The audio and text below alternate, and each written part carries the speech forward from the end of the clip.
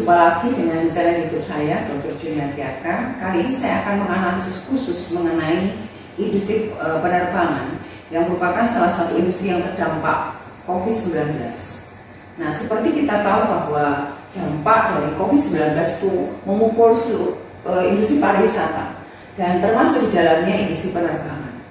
Bahkan jauh sebelum itu, industri penerbangan juga sempat diguncang dengan delistingnya Malaysia Airlines dari Bursa Efek Malaysia karena kasus kecelakaan yang sempat menjadi perhatian dari publik di Malaysia dan juga di seluruh dunia. Pandemi COVID-19 ini sudah memakan korban. Salah satu maskapai penerbangan yang menjadi tulang punggung pariwisata di Thailand, yaitu Thai Airlines, sudah berhenti beroperasi dan sekarang sedang menunggu dana restrukturisasi dari pemerintah yang merupakan pemegang 51% dari saham Thai Airlines. Hal ini tidak hanya terjadi di Asia, bahkan di Amerika pun pemerintahan Donald Trump memberikan stimulus kepada industri penerbangan. Di antaranya adalah American Airlines dan United Airlines. Nah, memang dalam kondisi COVID seperti ini akan sulit untuk bertahan industri-industri penerbangan. Karena di satu sisi okupansi rate menurun, tetapi di sisi lain kos karena protokol kesehatan yang harus dipenuhi mengakibatkan biaya operasional menjadi tinggi. Di Indonesia kita juga patut mengkhawatirkan bagaimana nasib industri penerbangan, seperti misalnya Garuda Indonesia, Lion Airlines, Sriwijaya dan seterusnya. Sebenarnya sangat ada juga bagi pemerintah untuk memperhatikan industri penerbangan tersebut dan memberikan dukungan. Kenapa? Mengingat satu, industri penerbangan itu membawa bendera Indonesia ke kancah dunia, dan yang kedua adalah bahwa industri penerbangan itu memiliki potensi untuk panen ketika wabah COVID ini berakhir. Karena ketika wabah COVID berakhir, industri pulih kembali, maka otomatis juga industri perbankan itu akan sangat dibutuhkan untuk lalu lintas bisnis, tidak hanya lalu lintas pariwisata. Untuk lebih jelasnya, mari kita lihat bagaimana kinerja atau performance dari Garuda Indonesia, salah satu maskapai penerbangan plat merah yang menjadi kebanggaan Indonesia, tapi juga sekaligus pernah mendapatkan sorotan publik ketika kasus-kasus internal kemudian mengemuka ke publik, seperti misalnya sempat ada penyelundupan sepeda Brampton, kemudian Harley Davidson, dan kemudian disusul dengan kerugian triliunan yang dialami oleh Garuda Indonesia. Tapi sebenarnya seberapa pesimiskah kita dengan kinerja Garuda? Mari kita akan lihat lebih detail kinerja dari Garuda dan kita akan bandingkan dengan kompetitor yang kita rasa dekat dengan Garuda Indonesia. Oke, kali ini kita akan membahas secara khusus analisis kinerja operasional dari Garuda Indonesia. Kita akan membandingkan dengan dua maskapai lain yang kita anggap yang kira-kira dekat dengan Garuda. Yang pertama adalah Singapore Airlines dan yang kedua adalah AirAsia. Nah, ada 4 variabel yang akan kita bandingkan di sini. Yang pertama adalah kinerja mengenai cost of service coefficient. Yang kedua adalah operational cost coefficient. Kemudian kita juga akan melihat bagaimana financial management cost coefficient. Lalu yang terakhir kita akan bandingkan bagaimana kinerja aset tetap mereka. Apakah mereka mampu mengutilize aset tetapnya dengan maksimum.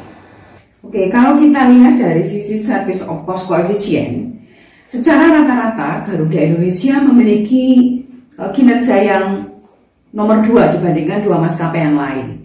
Nah, Garuda Indonesia juga pernah memiliki service cost coefficient yang paling tinggi atau paling efisien, itu di tahun 2017. Kemudian di tahun 2018 itu paling rendah, tapi ketika kita lihat sebenarnya dia menunjukkan tren peningkatan. Artinya efisiensi dari sisi service cost-nya itu dilakukan oleh Garuda kalau kita lihat dari sisi financial, dari sisi service of cost yang dilaporkan. Nah, yang kedua kita lihat dari sisi operation cost coefficient. Nah, secara operation cost, Garuda mencatatkan koefisien yang tinggi. Hal ini mengindikasikan bahwa pemilihan jenis pesawat dan operasional kru di darat cukup efisien dibandingkan dengan AirAsia. Tetapi memang sedikit di bawah Singapore Airlines. Jadi tidak terlalu buruk. karena dia menempati posisi di posisi kedua dibandingkan dengan Singapura maupun dibandingkan dengan AirAsia, di mana kita tahu bahwa AirAsia adalah salah satu maskapai swasta yang tentu saja harus lebih kompetitif dibandingkan dengan Garuda Indonesia. Oke, dari sisi kinerja Financial Management Cost Coefficient, Garuda kembali menempati urutan kedua. Dan hal ini memang wajar ketika kita membandingkan misalnya dengan AirAsia sebagai maskapai swasta yang tentu harus lebih kompetitif, lebih harus efisien bagaimana mengendalikan pembiayaan dana yang memang itu murni dari swasta dan tidak ada subsidi pemerintah. Nah, tetapi kalau kita lihat memang dari sisi janji teori bahwa pendanaan dari bank itu akan mendorong manajemen untuk berkinerja lebih baik, lebih kompetitif, karena dia diawasi tidak hanya oleh investor tetapi juga oleh pihak bank atau pihak kreditor. Yang keempat itu adalah dari sisi kinerja bagaimana manajemen memanfaatkan total aset untuk mengenerate revenue. Dari sisi ini Garuda Indonesia sangat baik, bahkan dibandingkan dua maskapai penerbangan lain yang sedang kita bandingkan pada hari ini, yaitu Singapore Airlines dan AirAsia.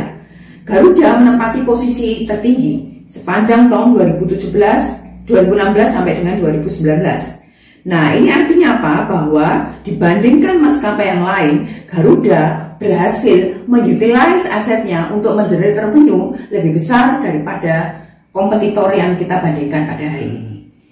Kalau kita lihat dari perbandingan kinerja operasional tadi dari 4 variabel, yaitu service of cost, kemudian operational cost coefficient, lalu financial management cost coefficient, dan dari sisi revenue dibandingkan dengan total asset, kinerja Garuda faktanya tidak buruk-buruk amat. Jadi sebenarnya kinerja operasional Garuda ini ada potensi membaik ketika wabah COVID-19 itu akan mereda. Kenapa? Karena begitu COVID-19 itu mereda, kemudian akan menjadi masa-masa recovery bagi seluruh industri penerbangan, termasuk Garuda Indonesia di dalamnya. Jadi sebenarnya pasca COVID-19, kalau COVID ini mereda dan kemudian industri kembali normal dan tumbuh kembali, maka maskapai penerbangan itu memiliki satu promising futures yang bagus. Karena apa? Karena mereka akan dibutuhkan kembali untuk melayani transportasi yang kemudian akan kembali aktif. Oke, dari analisis yang sudah kita bahas tadi, nampaknya kita tidak perlu terlalu pesimis dengan kondisi Garuda Indonesia. Karena dari 4 variabel yang tadi kita bandingkan, posisi Garuda masih cukup bagus, dan bahkan untuk revenue, bagaimana dia mengutilize aset, dari fakta di data laporan keuangan menunjukkan bahwa Garuda memiliki kinerja yang paling unggul di antara kedua maskapai, yaitu Singapore Airlines maupun AirAsia. Jauh sebelum pandemi COVID-19, kondisi persaingan di industri penerbangan memang tidak mudah. Timur Tengah dengan Cathay Airlines, Airways, dan kemudian Fly Emirates-nya mengguncang persaingan penerbangan di dunia. Karena mereka memang punya misi bagaimana mengembangkan pariwisata domestik mereka, sehingga kemudian mereka bisa menjadi hub antara Asia dan Eropa. Nah, dengan kondisi seperti ini sebenarnya apa yang dicapai oleh maskapai penerbangan domestik Indonesia, yaitu Garuda, bisa masih sangat kompetitif. Jadi dengan kondisi seperti ini dia masih cukup kompetitif. Jadi melalui analisa yang sudah tadi kita bahas, kita tahu sekarang bagaimana Garuda bisa memperbaiki kinerjanya melalui perbaikan misalnya cost of service, cost of management, dan kemudian juga cost of operasionalnya, sehingga kemudian dia bisa lebih kompetitif. Nah, melihat kondisi persaingan yang seperti ini di industri penerbangan, apa yang dicapai Garuda itu tentu tetap harus ditingkatkan, dan kita tahu sekarang melalui analisis yang tadi sudah kita lakukan bersama-sama, apa saja yang harus diperbaiki oleh Garuda sehingga kemudian dia bisa lebih kompetitif. Karena bagaimanapun maskapai penerbangan itu membawa nama bendera Indonesia, dan kita sebagai bangsa Indonesia perlu mendukung seluruh maskapai penerbangan domestik yang ada, tidak hanya Garuda tetapi juga yang lain. Kita memang masih melihat pada analisis kinerja operasional dari Garuda. Nah, di video berikutnya saya akan menyajikan dari sisi lain, analisis-analisis lain, sehingga kita bisa mengetahui secara lebih detail, lebih rinci berdasarkan fakta laporan keuangan yang sudah disajikan oleh Garuda Indonesia. Demikian yang bisa saya sampaikan. Jangan lupa subscribe, like, dan share.